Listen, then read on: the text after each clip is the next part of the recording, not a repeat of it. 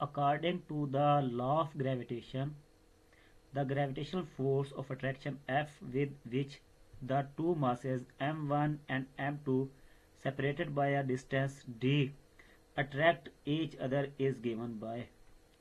तो उसने कहा देखें क्या है कि इस कानून के मुताबिक अगर हमारे पास दो मासेस हो m1 और m2 जो कि मैंने पिछली पिक्चर के अंदर आपको दिखा चुका हूँ, तो क्या होगा, ये फोर्स डायरेक्टली प्रोपोर्शनल होगी उनके प्रोडक्ट के और ये फोर्स इनवर्सली प्रोपोर्शनल होगी उनके दरमियान डिस्टेंस के स्क्वायर के।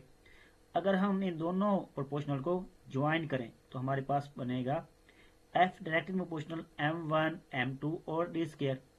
और हमें पता है कि फिजिक्स में जब भी प्रोपोर्शनलिटी का साइन खत्म करते हैं तो हमारे पास इक्वल का साइन आता है और कोई ना कोई कांस्टेंट आता है। यहाँ पे जो कांस्टेंट इस्तेमाल होगा वो होगा कैपिटल G। तो हमारी इक्वेशन बन गई F is equal to G m1 m2 over d square. यहाँ पे G क्या है, M क्या है, m1 क्या है, m2 क्या है और d क्या है। यहाँ पे G जो है वो कांस्टेंट है जिसे प्रोपोर्शनलिटी कांस्टेंट कहते हैं और इसे यूनिवर्सल कांस्टेंट भी कहते हैं। m1 पहला मास है, m2 दूसरा मास है और d उनके दरमियान डिस्टेंस है। देखते हैं जी क्या लिखा हुआ है। Here g is the proportionality constant, it is called the universal constant of the gravitation, its value is same everywhere, in ऐसा unit its value is 6.673 10 raised to power -11 newton meter square per kilogram square. देखिए जी यहाँ पे उसने कहा है कि जी की वैल्यू दे दी है। जी की वैल्यू क्या है 6.673 10 raised to power -11। अब देखें जी ये कानून तो ये कहता है कि कायनात में मौजूद हर चीज एक दूसरे को अट्रैक्ट करती है। तो अब हम एक दूसरे को अट्रैक्ट क्यों नहीं कर सकते, हमें क्यों नहीं महसूस होता कि हम दूसरी चीजों को अट्रैक्ट करते हैं या दूसरी चीजें हमें अट्रैक्ट करती हैं। तो उसका आंसर हमें यही मिल गया। देखिए जी जी की जो इस इक्वेशन में जो जी की वैल्यू है वो इतनी छोटी है, देखिए 10 raised to power -11 इतनी छोटी है कि हम उसे फील ही नहीं कर सकते। हमसे मुराद है कि वो अजसाम जो बहुत छोटे हों।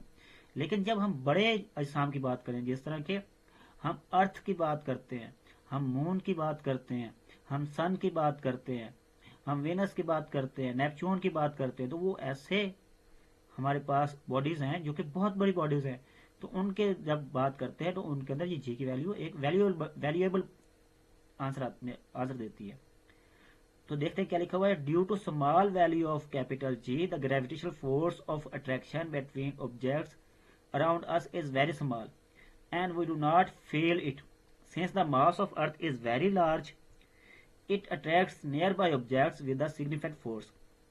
The weight of an object on the earth is the result of gravitational force of attraction between the earth and the force।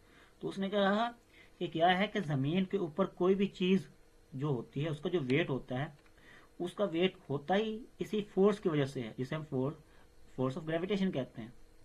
इसके बाद ये देखते हैं law of gravitation and Newton third law of motion. देखिए Newton का third law of motion क्या कहता था। Newton third law of motion ये कहता था कि if a body attracts attraction and repulsion, ये देखते हैं यहाँ क्या लिखा हुआ था। The action and the reaction due to the force of gravitation are equal in magnitude but opposite in direction.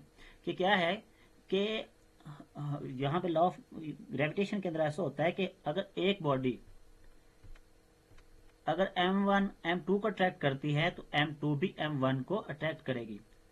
दोनों की फोर्स सेम होगी लेकिन फोर्स की डायरेक्शन जो होगी वो उल्ट होगी, मतलब इक्वल इन मैग्नीट्यूड होगी फोर्स बट ऑपोजिट डायरेक्शन होगी। और यही हमारा जो है थर्ड लॉ ऑफ मोशन है, न्यूटन का थर्ड लॉ ऑफ मोशन है। तो इसका मुराद ये है कि law of gravitation and Newton third law of motion दोनों जो हैं वो सेम है, मतलब एक जैसे बात करते हैं। तो डियर स्टूडेंट्स मेरा यहाँ पे ये लेक्चर ख़त्म हुआ। तो काम करते रहें और मेरे काम को सपोर्ट करते रहें और मेहनत करें। हमें पता है कि छुट्टियों में हमने बेकार नहीं बैठना, हमने मेहनत करनी है। तो इसी बात पे हम इख्तिताम करते हैं।